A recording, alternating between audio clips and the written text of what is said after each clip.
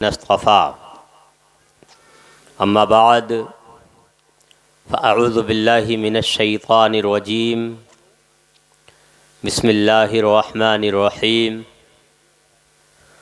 हुवल्लज़ी ख़लक़कुम मिन नफ्सिन वाहिदा वजअल मिनहा ज़ौजहा लितस्कुनु इलैहा सदक़ल्लाहु मौलानल अज़ीम व सदक़ रसूलुहुन नबियुल अमीनुल करीम व नहनु अला ज़ालिका लमिनश शाहिदीन वश्शाकिरीन वल्हम्दुलिल्लाहि रब्बिल आलमीन। गुफ्तगू के आगाज़ से क़ब्ल रब के महबूब दाने ग़ुयूब फ़ख्रे अरब व अजम सय्यिदे इंसो जां नय्यरे ताबां शहंशाह हसीना सरखैल ज़ोहरा जमालां नूर ज़ाते लम यज़ल सुबह ज़ाते लम यज़ल राज़दार मा औहा साहिब मा तग़ा मासूम आमिना अहमद मुज्तबा मुहम्मद मुस्तफ़ा सल्लल्लाहु ताला अलैहि वसल्लम की मुक़द्दस बारगाह में झूम झूम कर मोहब्बत भरी बोलियों में दुरूद पाक की डालियाँ निछावर करें।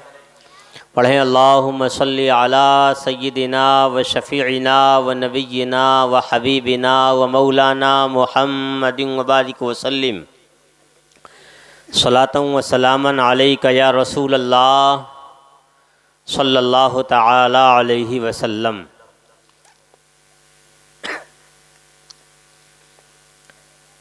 आपके यहाँ एक बड़ा हादसा इस वक्त पेश आया है।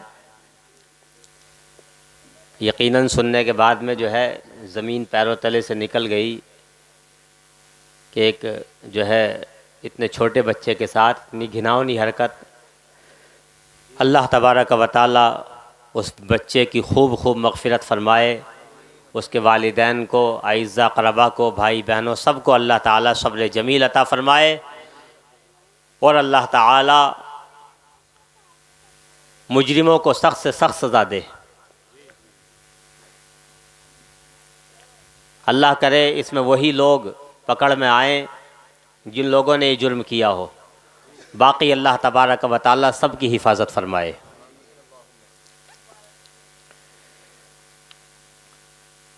चंद शेर मैं आपकी खिदमत में पेश कर रहा हूँ बतौर बरकत के इमाम अहले सुन्नत मुजद्दिद अहले सुन्नत इमाम इश्क़ व मोहब्बत आला हज़रत शाह इमाम अहमद रज़ा ख़ान फ़ाज़िल बरेलवी अलैहि रहमत व रिज़वान मदीने के ताजदार सल्लल्लाहु ताला अलैहि वसल्लम के औसाफ़ व कमालात का ज़िक्र करते हैं अशार की शक्ल में। तो कहते हैं सरवर कहूँ के मालिको मौला कहूँ तुझे, सरवर कहूँ के मालिको मौला कहूँ तुझे, बाग़े खलील का गुले ज़ेबा कहूँ तुझे। इमाम अहले सुन्नत कहते हैं या रसूल अल्लाह आपके औसाफ़ इतने ज़्यादा हैं, आपके कमालात इतने ज़्यादा हैं कि मैं बयान करता चला जा रहा हूँ और आते चले जा रहे हैं, समझ में नहीं आता कि क्या क्या कहूँ। सरवर कहूँ, मालिक व मौला कहूँ, मुख्तार कहूँ, या हज़रत इब्राहीम अलैहिस्सलातु वस्सलाम को जो आग में डाला गया था तो आग गुले गुलजार बन गई थी, आपको फूल कहूँ, हज़रत इब्राहीम अलैहिस्सलाम के बाग़ का खूबसूरत फूल कहूँ तो क्या कहूँ। सरवर कहूँ के मालिको मौला कहूँ तुझे, बाग़े खलील का गुले ज़ेबा कहूँ तुझे। और आगे कहते हैं हिरमा नसीब हूँ तुझे उम्मीद गाह कहूँ, हिरमा नसीब हूँ तुझे उम्मीद गाह कहूँ, जाने मुराद व काने तमन्ना कहूँ तुझे। या रसूल अल्लाह मैं अगरचे महरूमुल क़िस्मत सही, कम नसीब सही, लेकिन जब मेरी उम्मीदों का मरकज़ आप हैं, जब तमन्नाओं का ज़ख़ीरा आप हैं, तो आपकी एक नज़रे करम हो जाए तो किस्मत का सितारा हो जाए, सुरैया पे पहुंच जाए। वाह वाह वाह। जर्रा हो तो आफताब बन जाए। वाह वाह। जिस तरफ चश्मे मोहम्मद के इशारे हो गए, जितने जर्रे सामने आए सितारे हो गए। वाह वाह वाह वाह, सुभान अल्लाह सुभान अल्लाह। कहते हैं या रसूल अल्लाह, मैं अगरचे महरूमुल किस्मत सही, लेकिन आपकी एक नजरे करम की उम्मीद रखता हूं, वो हो जाए तो मेरी जमीन से किस्मत उठकर आसमान पर पहुंच जाए। सुभान अल्लाह सुभान अल्लाह। हिरमा नसीब हूं तुझे उम्मीदगाह कहूं, जाने मुरादो काने तमन्ना कहूं तुझे, और गुलजार कुद्स का गुले रंगी अदा कहूं, गुलजार कुद्स का गुले रंगी अदा कहूं, दरमाने दर्दे बुलबुले शैदा कहूं तुझे। वाह वाह वाह, सुभान और अल्लाह, आगे सुभान कहते हैं अल्लाह रे तेरे जिस्मे मुनव्वर की ताबिशें, अल्लाह रे तेरे जिस्मे मुनव्वर की ताबिशें। रसूलुल्लाह का जिस्म पाक ऐसा था कसम खुदा की, जो देखता था तो ऐसा लगता था कि जिस्म से नूर की शुआएं फूट रही है, वाह वाह वाह, चेहरे से नूर निकल रहा है। सुभान अल्लाह। हजरते बरा इब्ने आजिब और इसी तरह कई सहाबा किराम से मरवी है कि कभी कभी रसूलुल्लाह सल्लल्लाहु ताला अलैहि वसल्लम के चेहरे पर जब नज़र पड़ती और चेहरे को देखते, हज़रत बरा इब्ने आजिब कहते हैं तो मेरी नज़र हज़रत आक़ाए करीम के चेहरे पर पड़ी और आसमान के चाँद को देखा। कुछ देर तो मैं फैसला नहीं कर पाया, कभी मैं आसमान के चाँद को देखता, कभी ज़मीन के चाँद मोहम्मद रसूलुल्लाह को देखता, और मैं सोचने लगा कि कौन ज़्यादा खूबसूरत है, मेरे नबी का चेहरा ज़्यादा चमक रहा है या ये आसमान पर चमकने वाला ये चांद ज्यादा चमक रहा है। हजरत बरा इब्ने आजिब कहते हैं मेरे दिल ने फैसला किया, मेरे ज़मीन ने फैसला किया, क्या है बरा इब्ने आजिब क्या देखते हो, कह दो कि आसमान पर चमकने वाले चांद से ज्यादा मेरे नबी का चेहरा ज्यादा चमक रहा है। सुभान अल्लाह, नारे तकबीर, नारे रिसालत, मसलके आला हजरत, फैजाने आला हजरत, जिंदाबाद जिंदाबाद, सुभान अल्लाह सुभान अल्लाह। कहते हैं तो अल्लाह रे तेरे जिस्म मुनव्वर की ताबिशें, ए जाने जा मैं जाने तजल्ला कहूँ तुझे। सुभान अल्लाह सुभान अल्लाह। और आगे कहते हैं तेरे तो वस्फ ऐब तनाही से हैं बरी, सुभान अल्लाह। तेरे तो वस्फ कहते हैं कमाल को, तारीफ को, औसाफ़ो कमालात को।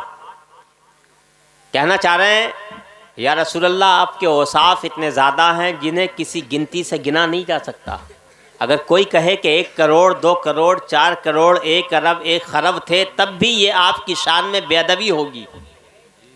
कायनात में कोई ऐसी गिनती नहीं बनी, कोई ऐसा आदत नहीं बना, कोई ऐसा पैमाना नहीं बना जिस पैमाने पर, जिस गिनती पर, जिस आदत पर रसूलुल्लाह के औसाफ को तोला जा सके। तेरे तो वस्फ ऐब तनाही से हैं बरी, हैरान हूँ मेरे शाह मैं क्या क्या कहूँ तुझे। आगे कहते हैं या रसूल अल्लाह कमालात तो बहुत ज़्यादा हैं, बयान करता जा रहा हूँ, आते चले जा रहे हैं, आखिर में ये कह देता हूँ लेकिन रज़ा ने ख़त्म सुखन इस पे कर दिया, लेकिन रज़ा ने ख़त्म सुखन इस पे कर दिया, खालिक का बंदा खल्क का आका कहूँ तुझे। या रसूल अल्लाह आप खालिक के तो बंदे ही हैं, आप अल्लाह के तो बंदे हैं, अगरचे खैरुल बशर हैं, लेकिन मेरा अकीदा यह है कि सारी कायनात के आप आका हैं, सारी कायनात के आप मौला हैं, सारी कायनात के आप महबूब हैं। आला हजरत को भी अल्लाह ने बड़ा मल्का अता फरमाया था। सही बात यह है कि जब से मैंने पढ़ा है आला हजरत को, पहले मैं भी पता नहीं क्या क्या सोचता था कि जिन जलसों में देखो आला हजरत का ही नाम आता, मिलाद में देखो तो आला हजरत का नाम आता, क्या बात है ऐसी। तो बदगुमानियाँ भी होती थीं, लेकिन फिर पढ़ना शुरू किया कि पढ़ के देखा जाए। किसी भी शख्सियत का अंदाज़ा सुनने सुनाने से नहीं रखा जाना चाहिए। अगर बदगुमानियाँ पैदा हो रही हैं तो उनको पढ़ लिया जाए। हमने पढ़ के देखा तो सही बात यह है कि अब से कई सौ साल पहले तक जो चीज़ आला हज़रत की किताबों में दिखाई देती है, वो कई सौ साल पहले तक के बुज़ुर्गों की किताबों में वो तहक़ीक़ात नज़र नहीं आती। ये मौजू नहीं है मेरा आज, वरना मैं बताता कि क्या है आला हज़रत, बहुत बड़ी ज़ात है बेशक। और ये हमारी ज़बानों पर या ये कह लो कि ईमान वालों की ज़बान पर किसी के नाम का इतना ज़्यादा जारी हो जाना, सही बात यह है कि उस शख्सियत के अल्लाह तबारक व तआला की बारगाह में मकबूलियत की दलील है। ये बेशक, सुभान अल्लाह सुभान अल्लाह, सच्चाई ये है। तो हज़रात, आज ये शादी का मौका है, चंद बातें शादी के हवाले से मैं आपके सामने अर्ज़ करूँगा, बग़ौर समाअत फरमाएँ और अमल की कोशिश करें। अल्लाह तबारक व तआला ने जो आयत करीमा मैंने पढ़ी है उसका मफहूम ये है कि अल्लाह वो है जिसने तुम्हें एक जान से पैदा किया। बेशक बेशक। उसकी वजह बताई गई कुरान करीम में, लितस्कुनु इलैहा। वजह क्या है? ताकि मर्द, मतलब जोड़ा बनाया। जोड़ा किस लिए बनाया? कुरान करीम में ये भी है कि जोड़ा बनाया। जोड़ा किस लिए बनाया? ताकि एक दूसरे से सुकून हासिल करे, तस्कीन हासिल करे। ये बुनियादी वजह है। कायनात का सबसे पहला निकाह हज़रत आदम अलैहिस्सलाम का। बेशक। कायनात का सबसे पहला निकाह, सबसे पहली शादी कायनात की किससे हुआ? हम सब की माँ हज़रत हव्वा अलैहिस्सलाम से। और ये निकाह कायनात की बड़ी मुबारक जगह में हुआ। कहाँ हुआ? जन्नतुल फिरदौस में, जन्नत सुभान में। अल्लाह, सुभान अल्लाह। और ये निकाह किसने पढ़ाया? अल्लाह तबारक व तआला ने, या अल्लाह के हुक्म से हज़रत जिब्रील अमीन है। जन्नत में निकाह हुआ, निकाह हो गया। हज़रत आदम अलैहिस्सलातु वस्सलाम ने बीवी को हाथ लगाना चाहा। भाई निकाह के बाद बीवी को हाथ लगाना चाहा। अल्लाह तबारक व तआला की तरफ से हुक्म हुआ, आदम रुक जाओ, अभी हाथ मत लगाओ। हज़रत आदम ने कहा, या अल्लाह ये मेरी बीवी है, अब मैं हाथ क्यों ना लगाऊं? अल्लाह ने फरमाया पहले महर अदा करो। क्या करो? पहले महर अदा करो। इससे अंदाज़ा लगाया जा सकता कि कायनात का सबसे पहला निकाह और बीवी को हाथ लगाने से मना कर दिया गया जब तक महर अदा ना किया जाए। महर की अहमियत का अंदाज़ा हुआ ना। कहा, या अल्लाह क्या महर अदा करूं? अल्लाह ने फरमाया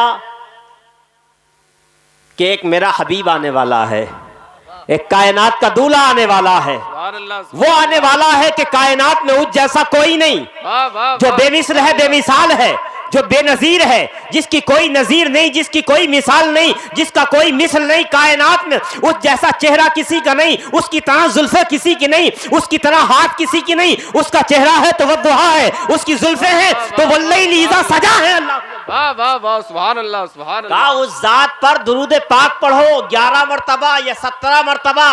एक रिवायत में 9 मरतबा, कई रिवायतें हैं। हज़रत आदम अलैहिस्सलातु वस्सलाम ने दुरूद पाक पढ़ लिया।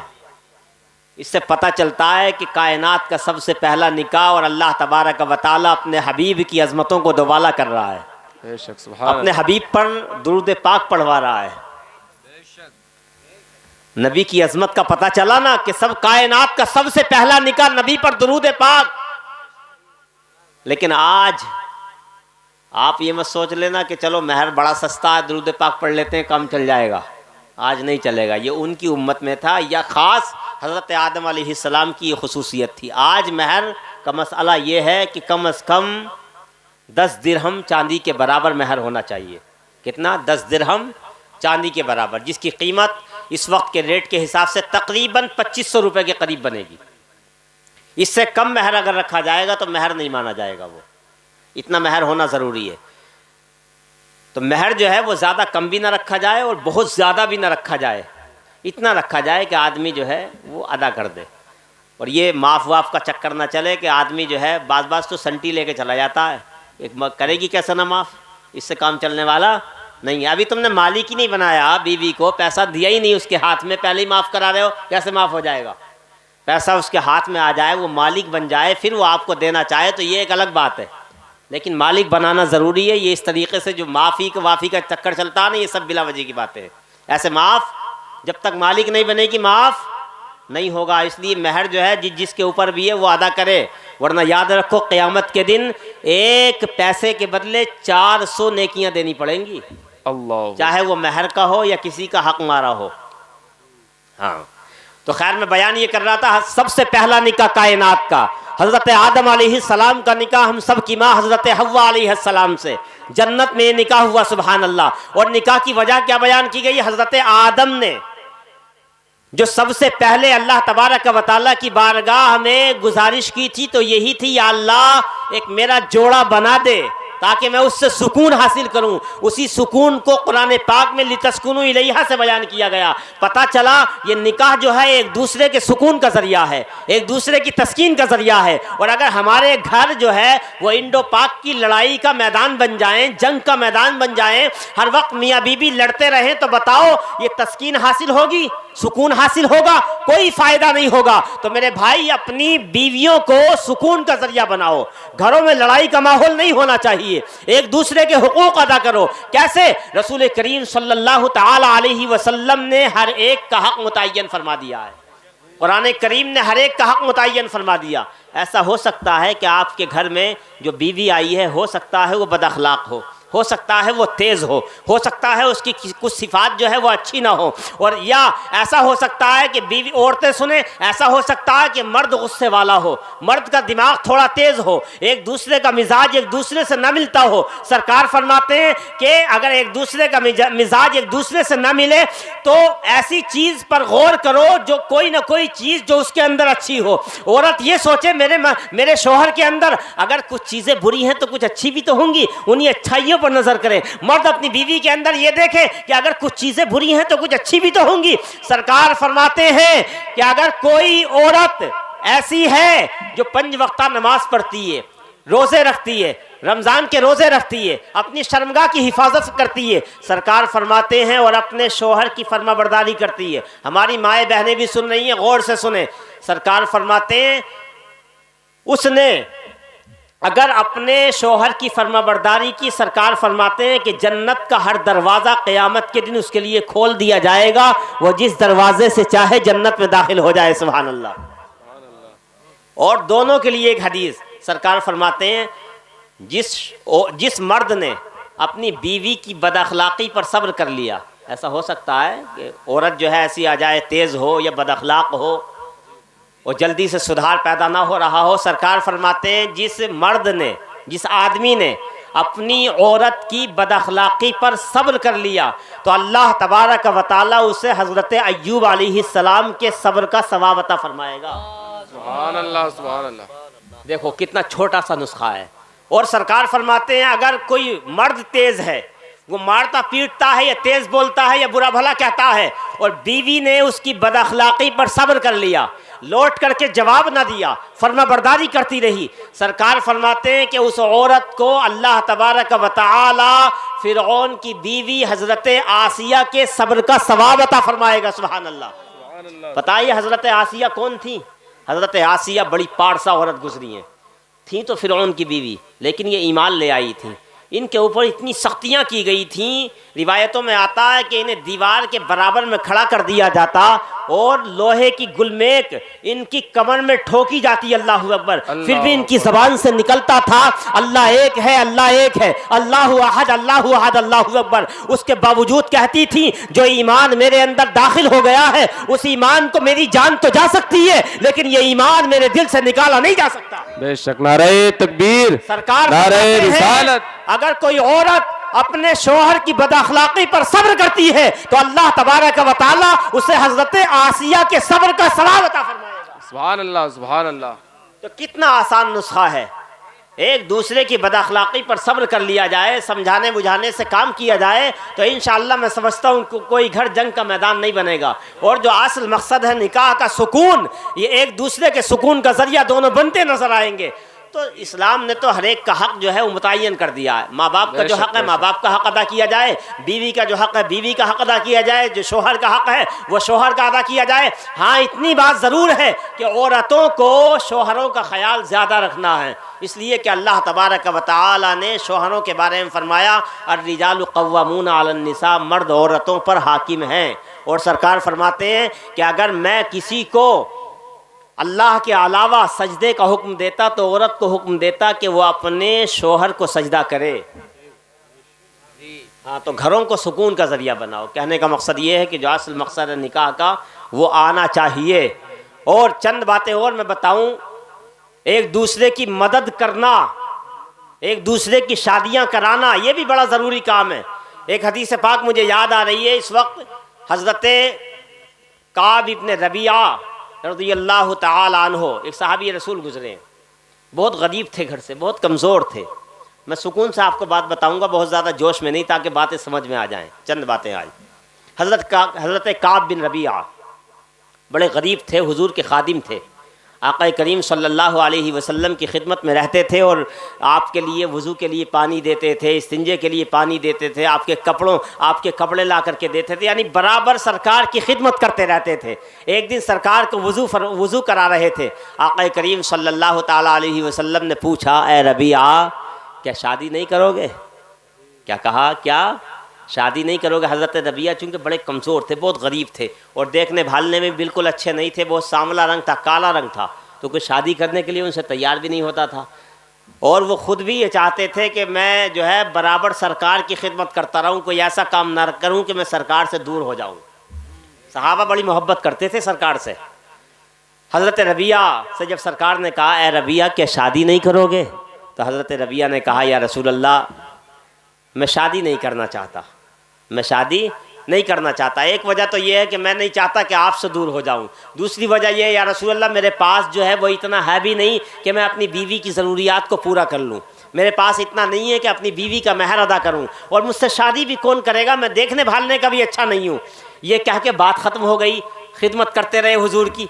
कुछ दिन गुजरे, फिर सरकार को वज़ू करा रहे थे। फिर सरकार ने पूछा, ए रबिया, ऐ मेरे दीवाने, ऐ मेरे आशिक, ऐ मेरे सहाबी, क्या शादी नहीं करोगे? फिर हज़रत रबिया ने यही जवाब दे दिया। तीसरी मरतबा फिर हज़रत रबिया ये कह कर के चले गए। तीसरी मरतबा फिर सरकार ने पूछा, फिर हज़रत रबिया ने यही जवाब दे दिया। जवाब तो दे दिया तीसरी बार, लेकिन उनके दिमाग में बात आई कि यार सरकार कह रहे हैं शादी करने के लिए, फिर मुझे फिक्र किस चीज़ की है? सरकार तो मेरे बारे में खूब जानते हैं कि मेरे हक़ में बेहतर क्या है। जब सरकार फरमा रहे हैं शादी करोगे कि नहीं करोगे, तो मुझे कह देना चाहिए, या रसूल अल्लाह, जैसे आप चाहते हैं वैसे कर दे, ये गुलाम तो आपकी खिदमत में हाजिर है। अल्लाहु अकबर। हज़रत रबिया ने सोच लिया कि इस बार अगर सरकार पूछेंगे तो ज़रूर सरकार से कह दूंगा, या रसूल अल्लाह, जैसे आपका हुक्म वैसे कर दे। बेशक बेशक। हज़रत रबिया कहते हैं, अब मैं इंतज़ार करता रहा, लेकिन सरकार की ज़बान से अब ये नहीं निकलता।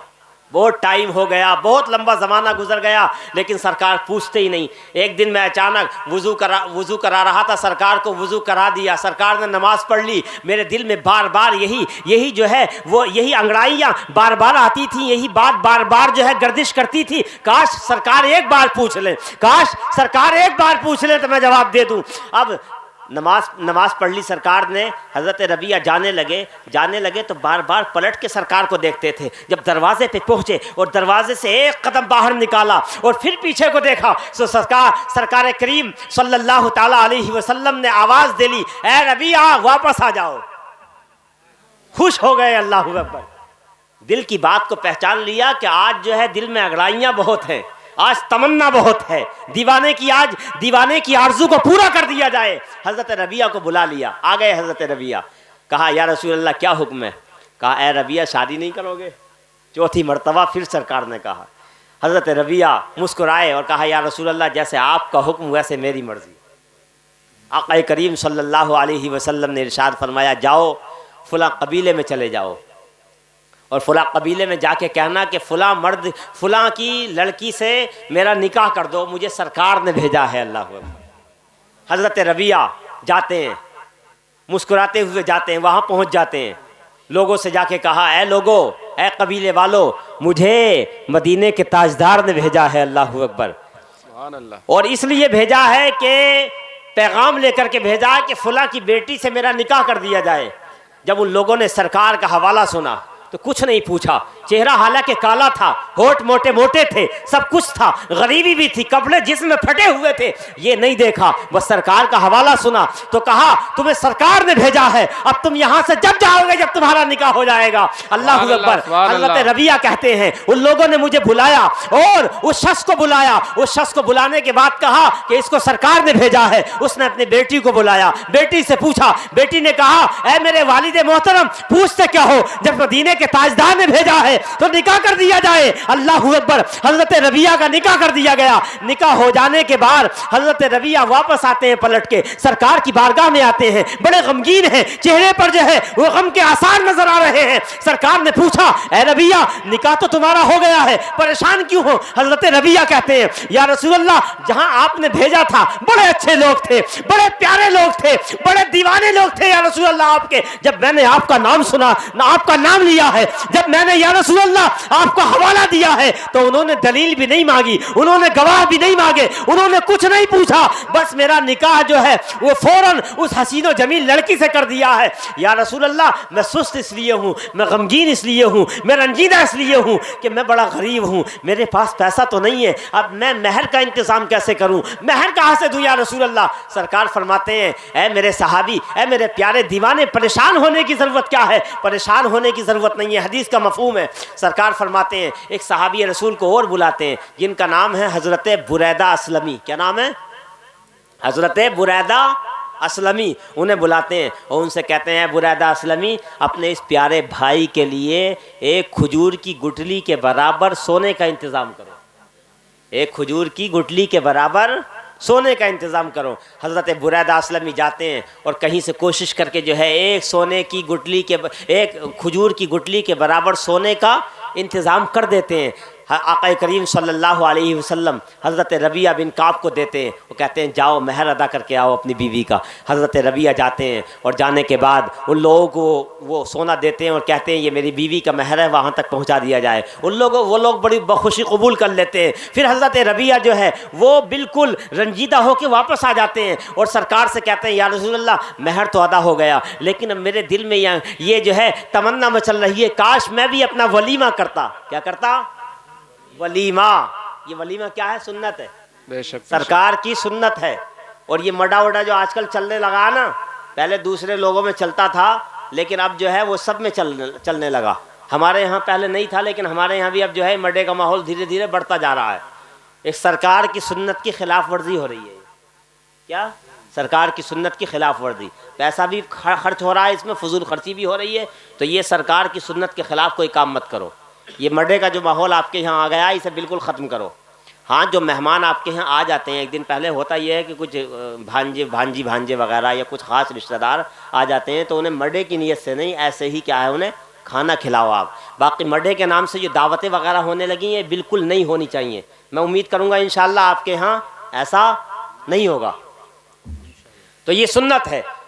आक़ा करीम सल्लल्लाहु ताला अलैहि वसल्लम हज़रत बुरैदा असलमी को बुलाते हैं फिर और कहते हैं, बुरैदा असलमी, अपने भाई के लिए एक बकरी या एक मैडे का इंतज़ाम करो। हज़रत बुरैदा फिर जाते हैं और कहीं से एक मोटा सा मैडा जो है वो लेकर के आ जाते हैं।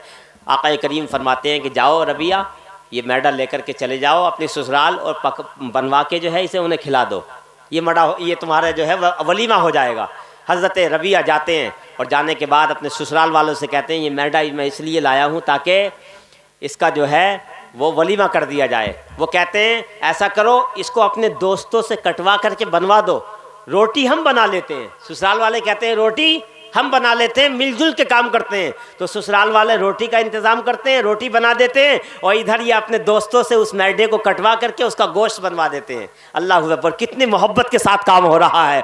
और जो है ये वलीमा भी हो जाता है हज़रत रबिया का। उसके बाद आक़ा करीम सल्लल्लाहु ताला अलैहि वसल्लम एक ज़मीन का छोटे से टुकड़े का इंतज़ाम करते हैं और रबिया को दे देते हैं और कहते हैं, तुम अपनी ज़िंदगी जो है खुशी के साथ गुजारो। सुनाने का वाक़या सुनाने का मकसद ये है, मैं ये बताना चाहता हूं कि सरकार करीम सल्लल्लाहु ताला अलैहि वसल्लम जरूरतमंदों की जरूरतें कैसे पूरी करते थे। अगर किसी की शादी नहीं हो रही है तो उसकी शादी करा रहे हैं, वलीमे का इंतजाम नहीं है तो वलीमे का इंतजाम करा रहे हैं। सरकार मजबूरों की मजबूरियों को दूर किया करते थे। परेशान हाल जाता था, सरकार की बारगाह में रोता हुआ जाता था तो मुस्कुराता हुआ वापस आता। सुभान अल्लाह, सुभान ये कमाल था सरकार की बारगाह का कि कितना ही मजबूर और परेशान हाल इंसान जाता है तो खुशहाल होकर वापस आता है। बताना ये चाहता हूँ कि रसूल करीम सल्लल्लाहु ताला अलैहि वसल्लम की सीरत का ये अहम पहलू है कि हम एक दूसरे का ख्याल रखें, एक दूसरे की मजबूरियों को ध्यान में रखें। अपनी शादी में होने वाले खर्चों को कम करें। और वो लोग जिनकी बेटियों की शादियां नहीं हो रही हैं, पूरी पूरी रात वो करवट बदलते बदलते रात निकल जाती है कि 4 बेटियां जवान हैं, उनके हाथ कैसे पीले होंगे, कैसे उनकी शादी की जाएगी। तो आप अपने खर्चों को बचाकर उनकी शादियां कराएं। ये सरकार की सीरत का बड़ा अहम हिस्सा है। बेशक, सुभान अल्लाह, सुभान अल्लाह। मैं एक वाकया सिर्फ आखिर में सुना रहा हूं, उसके बाद तकरीर खत्म करूंगा, जिससे आपको पता चलेगा कि गरीबों की मजबूरियों को दूर करना, उनकी परेशानियों को दूर करना, उनका ख्याल रखना, ये कितना ज़्यादा अहमियत का हामिल है और अल्लाह तबारक व तआला इससे कितना ज़्यादा खुश होता है। हज़रत अब्दुल्ला इब्न मुबारक, क्या नाम है, नाम याद रखना, हज़रत अब्दुल्ला इब्न मुबारक एक ताबई गुजरे, बहुत बड़े अल्लाह के वली। हज करने गए, जब हज करने गए, हज हो गया तो सहने काबा में थोड़ी देर के लिए सो गए। और जब सोए तो ख्वाब देखा। ख्वाब में 2 फरिश्ते आए। एक फरिश्ता दूसरे फरिश्ते से कहता है कि ये बताओ कि इस साल कितने लोगों ने हज किया। तो दूसरा जवाब देता कि इस साल 6 लाख लोग हज करने के लिए आए। कितने? 6 लाख लोग हज करने के लिए आए। फिर वो फरिश्ता पूछता ये बताओ कि कबूल कितनों का हुआ। तो दूसरा फरिश्ता जवाब देता कि एक का भी कबूल नहीं हुआ। उस दौर की बात है। आज तो हज करके आ गया तो फूले नहीं समाता आदमी, हाजी कहलवाना चाहता अपने आप को। डरना, इस बात से भी डरना चाहिए कि पता नहीं कबूल हुआ है कि नहीं हुआ। अल्लाह से दुआ करनी चाहिए रो रो के, या अल्लाह हज तो मैंने कर लिया है, कबूल करने वाला तू है। 6 लाख लोगों ने हज किया, एक का भी कबूल नहीं। फिर फरिश्ता कहता है कि लेकिन एक बात है, एक ऐसा इंसान है जो हज करने तो नहीं आया, ऐसा नौजवान है जो हज करने तो नहीं आया, लेकिन अल्लाह तबारक व तआला ने उसके आए बगैर उसकी एक नेकी की वजह से उसका हज भी कबूल कर लिया है। और उसके हज के सदक़े में अल्लाह ताला ने इन 6 लाख लोगों की भी मग़फ़िरत फरमा दी है। सुभान अल्लाह, सुभान अल्लाह, वाह वाह। हज़रत अब्दुल्ला इब्न मुबारक हैरत में पड़ गए कि ऐसा कौन सा अमल है, कौन सी नेकी है कि वो हज करने नहीं आया, हज भी कबूल हो गया। और 6 लाख लोगों ने हज किया, अल्लाह ताला ने उसके सदक़े में सबका हज कबूल कर लिया। कौन सी नेकी है, वो कौन शख्स है? अभी सो रहे हैं ख्वाब में। फिर एक फरिश्ता दूसरे से कहता है ये बताओ कि वो आदमी कौन सा है, वो कहाँ रहता है। तो ख्वाब में बताया जाता है कि वो दिमश्क में रहता है, उसका नाम अली बिन मौफ़क़ है। ये नाम सुन लिया, पता भी सुन लिया, ख्वाब में सब कुछ बता दिया गया, सारे हालात बता दिए गए। हज़रत अब्दुल्ला इब्न मुबारक जब आँख खुलती है, सो कर के उठते हैं, तो दिल में ये तमन्ना जागती है कि काश मैं उस शख्स से मिलूं जिस शख्स ने ये नेकी की है, पता तो करूं कि आखिर वो नेकी कौन सी है। सवारी लेते हैं। अच्छा, जो अल्लाह के वली होते हैं उनके ख्वाब सच्चे होते हैं। यकीन था कि ऐसा ज़रूर कोई ना कोई है। आपने सवारी ली, महीनों का सफ़र किया, महीनों का सफ़र, दिमश्क पहुंच गए। पता करते करते उसके घर पहुंच गए। दरवाज़ा खटखटा दिया।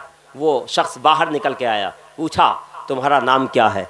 उसने बताया कि मेरा नाम अली बिन मौफ़क़ है। कहा क्या काम करते हो। कहा मैं मोची गिरी का काम करता हूँ, यानी जूती गांठने का काम करता हूँ। तब और ज़्यादा हैरत हुई, जूती गांठने का काम तो क्या कोई ऐसा काम है नहीं। तो हज़रत अब्दुल्ला इब्न मुबारक से उसने पूछा कि तुम बताओ कि तुम्हारा नाम क्या है। तो आपने बयान किया कि मेरा नाम अब्दुल्ला इब्न मुबारक है। तो वो पहचान गया और उसने एक चीख मारी और बेहोश हो गया। उसके बाद होश आया तो हज़रत अब्दुल्ला इब्न मुबारक ने कहा कि तुम ये बताओ कि तुम्हारी एक नेकी अल्लाह को बहुत पसंद आई है, तुम ये बताओ कि तुम करते क्या हो, कौन सा नेक काम करते हो। तो वो कहता कि मैं फ़र्ज़ नमाज़ें पढ़ता हूँ, रोज़े रखता हूँ, जो ज़रूरी चीज़ें वो करता हूँ, बाकी तो मेरा कोई काम नहीं है। लेकिन हाँ, एक नेकी है मेरे दिमाग में जो मैंने की है। कहा क्या है वो कहने लगे कि बात ये है कि एक बड़े ज़माने से, एक लंबे ज़माने से मेरी एक तमन्ना थी, एक आरज़ू थी, और बड़े दिनों से आरज़ू थी। बार बार मेरा दिल में चलता था कि काश गुंबद खज़रा देख लूँ, काश अल्लाह का घर बैतुल्ला देख लूं, काश उन गलियों का दीदार कर लूं कि जिनमें सरकार गुजरा करते थे तो खुशबुएं फैल जाती थी। अल्लाह अकबर। मेरा दिल बार बार अगड़ाइयां लेता था, बार बार तमन्ना करता था, बार बार आरजू करता था काश रसूलुल्लाह सल्लल्लाहु अलैहि वसल्लम के गुंबद खज़रा का दीदार हो जाए तो किस्मत का सितारा ओजे सुरैया पर पहुंच जाए। अल्लाह अकबर। यही दीदार यही बार बार आरजुएं करता था, लेकिन मैं कमजोर था, मेरे पास पैसा नहीं था, मेरे पास दौलत नहीं थी। मैंने सोचा चलो अभी तो मेरे पास दौलत नहीं है, मैं जूती गांठने का काम करता हूँ, अगर थोड़ा थोड़ा जमा करूँ तो हो सकता है एक न एक दिन ऐसा आ जाए कि अल्लाह ताला मुझे इतना पैसा दे दे कि मैं हज करने चला जाऊँ। अल्लाह अकबर। वो शख्स बयान करता है, अली बिन मौफक कहता है कि मैंने पैसे जमा करने शुरू किए, जूती गांठ गांठ कर थोड़े थोड़े पैसे जमा करता रहा और 30 साल हो गए। कितने? 30 साल। और 30 साल तक मैं पैसे जमा करता रहा और 30 साल में मैंने तकरीबन 300 दिनार या 300 दिरहम, एक रिवायत में 3000 दिरहम मैंने जमा कर लिए। यानी इतना पैसा जमा कर लिया कि जितने से हज को जाया जा सकता था। अल्लाह अकबर। तो वो कहता है कि अब तो मैं खुशी से फूले नहीं समा रहा था, बड़ी खुशी हो रही थी, दिल दिल में खुश होता था, खुशी के आंसू निकलते थे कि अब तो मैं हज को जाऊंगा, अब तो काबतुल्लाह का दीदार करूंगा, अब तो सफा व मरवा पर चक्कर लगाऊंगा, अब तो संगे अस्वद को बोसा दूंगा, अब तो बैतुल्लाह का तवाफ करूंगा, अब तो मदीने के रास्तों को देखूंगा, मदीने की गलियों को देखूंगा, गुंबद खजरा का दीदार करूंगा। अल्लाह अकबर। ये तमन्ना मेरी पूरी होने को थी कि अचानक हुआ ये कि एक दिन मेरे घर में कोई सालन नहीं बना था, क्योंकि पैसे जमा करने की वजह से कभी कभी हम सूखी रोटियां खा लिया करते थे। कि हम सूखी रोटी खा लेते थे। एक दिन हुआ ये कि मेरी बीवी ने कहा कि देखो घर में तो सिर्फ रोटियां हैं, सालन तो है नहीं, बराबर वाले घर से किसी सालन की खुशबू आ रही है, जाओ तुम भी वहां से जाकर के ले आओ, थोड़ा सा शोरवा ले आओ, हम भी उसी से लगा लगा के खा लेंगे। अल्लाह अकबर। अली बिन मौफक बयान करता है, हजरत अब्दुल्ला इब्न मुबारक से बयान कर रहा है कि मैं गया बराबर वाले घर में, मैंने वहां जाके देखा तो वाकई एक सालन बना था, गोश्त बना था वहां। मैंने उस शख्स से कहा, ऐ नौजवान थोड़ा सा मुझे भी दे दे, मेरे घर में भी सिर्फ रोटियां हैं, मैं भी लगा लगा के खा लूंगा, थोड़ा थोड़ा खा लूंगा मैं भी। तो उस शख्स ने कहा, ऐ नौजवान, ऐ अली बिन मौफक, सालन तो मेरे घर में बना है लेकिन उसे सिर्फ मैं खा सकता हूं, तुम नहीं खा सकते। क्या कहा? कि उसे सिर्फ मैं खा सकता हूं, तुम नहीं खा सकते। कहा क्यों? कहा बात यह है कि मेरे घर में 7 दिन से फाका है, 7 दिन से फाका है, कोई चीज़ नहीं बनी है, मेरी माँ दम तोड़ने के करीब है, मेरा भाई दम तोड़ने के करीब है, मेरा बाप जो है वो ज़मीन पर लोट लोट कर सिसकियाँ ले रहा है और भूख और प्यास से परेशान है। मुझसे अपने घर वालों का रोना देखा ना गया, मुझसे अपने भाई का सिसकना देखा ना गया, मुझसे अपनी माँ की भूख देखी ना गई। मैंने सुना था कि अगर जान जा रही हो, अगर भूख से इंसान बिलक रहा हो तो जान बचाने के लिए हराम खाया जा सकता है। मैं घर से निकल गया, घर वालों को जब देखा ना गया तो मैं घर से बाहर निकल गया। मैंने जाकर के देखा कोई हलाल चीज नहीं मिली। मुझे एक जगह एक जानवर मरा हुआ मिल गया जिसे गधा कहा जाता है, एक गधा मरा हुआ था। मैंने जान बचाने के लिए, मैंने अपने बाप भाई और माँ की जान बचाने के लिए उस गधे के थोड़े से हिस्से को काट लिया। आज मैंने उसी को घर में जो है काट करके बनाया है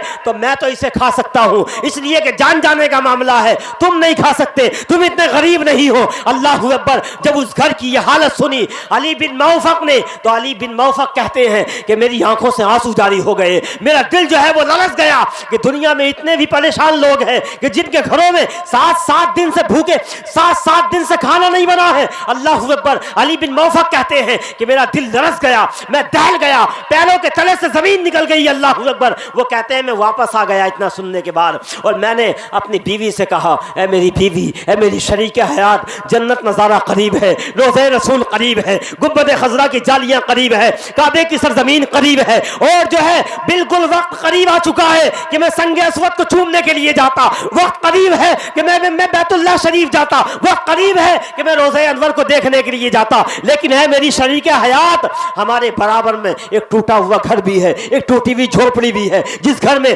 7 दिन से खाना नहीं बना है, जिस घर में माँ दम तोड़ने के करीब है, जिस घर में भाई दम तोड़ने के करीब है, जिस घर में बाप जो है वो जमीन पर लौट करके सिसकियां ले रहा है भूख और प्यास की वजह से। ऐ मेरी शरीके हयात, हज तो फिर हो जाएगा, गुंबद खजरा तो जिंदगी रही तो फिर देख लूंगा, संगे अस्वद को तो जिंदगी रही तो फिर उसका बोसा ले लूंगा। लेकिन अगर इस गरीब की भूख मिट जाए, अगर इसके घर वालों का रोना बंद हो जाए, अगर इनके मुंह में निवाला चला जाए तो ये भी किसी हद से कम नहीं है। अल्लाह अकबर। बीवी भी बड़ी नेक थी, वो भी बड़ी पारसा थी, वो भी खातून जन्नत की कनीज थी, वो भी हजरत आयशा के नक्शे कदम पे चलने वाली थी। अल्लाह अकबर। अल्लाह अकबर। उस बीवी ने कहा, ऐ मेरे शौहर सही कहते हो, हज को बाद में चले जाना, पहले इस गरीब की मजबूरी को दूर कर दो। वो 3,000 दिरहम या 300 दीनार जो भी थे पूरे के पूरे लेकर के गया और उस गरीब की झोली में डाल आया। अल्लाह अकबर। हज़रत अब्दुल्ला इब्न मुबारक के सामने ये वाक़या बयान किया जा रहा है। हज़रत अब्दुल्ला इब्न मुबारक कहते हैं कि सुनने के बाद मेरी भी आंखों में आंसू आ गए। मैंने कहा, ऐ नौजवान खुश हो जा, अल्लाह तबारक व तआला ने तेरी इस नेकी को कबूल कर लिया है और ऐसा कबूल किया है कि तेरे हज को भी कबूल किया है और तेरी इस नेकी के सदक़े में अल्लाह ताला ने इस साल 6 लाख हज करने वालों के हज को कबूल कर लिया है और उनकी मग़फ़िरत फरमा दी। सुभान अल्लाह, सुभान अल्लाह, वाह वाह वाह, जिंदाबाद जिंदाबाद, सुभान अल्लाह, सुभान अल्लाह।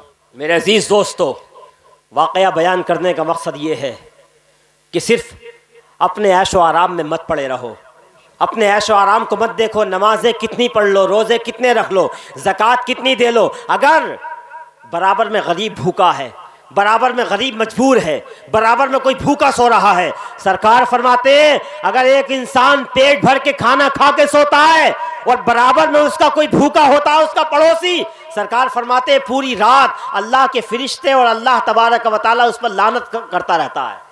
अल्लाह।